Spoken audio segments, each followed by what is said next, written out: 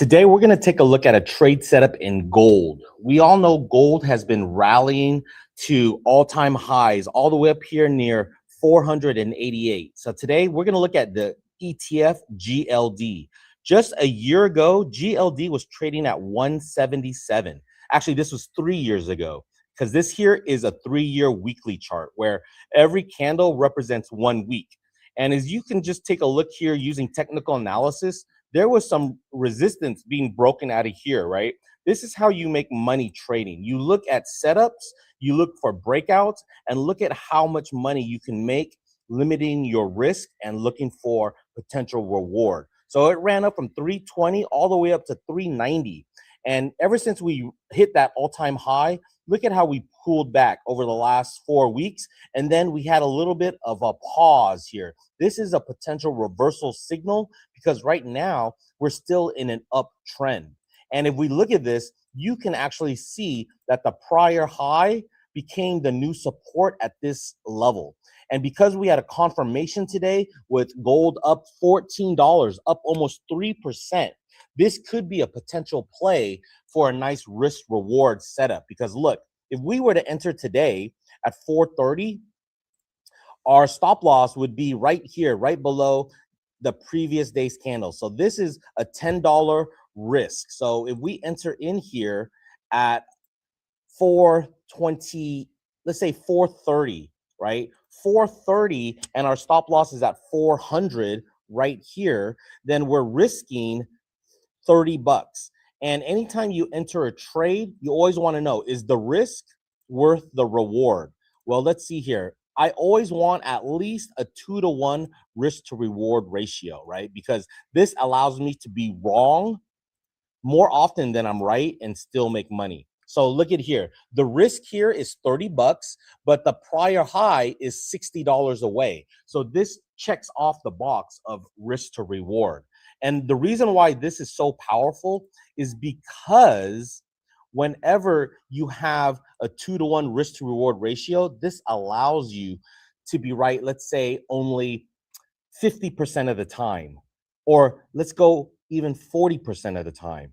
If you're right only 40% of the time, but you make $2 and you're only risking 2 times, here, let's type in here, $2 times, let's say you're only right 60% of the time. So out of 10 trades, you're right 6 times. That gives you a $12 profit. But if you're only right 6 times, but you're wrong 4 times, well, 1 times $4 is only $4 loss. So your net profit here is $8. See that? You could be wrong more times than you're right, but still make money because your risk to reward. This is called asymmetric risk.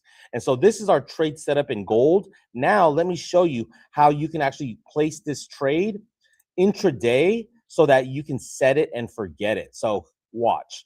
If we think that gold here is going to run up some more and we want to go zoom in, here is an intraday chart. We can say, you know what? If it gets above 430, get me in. So this is a key concept, folks.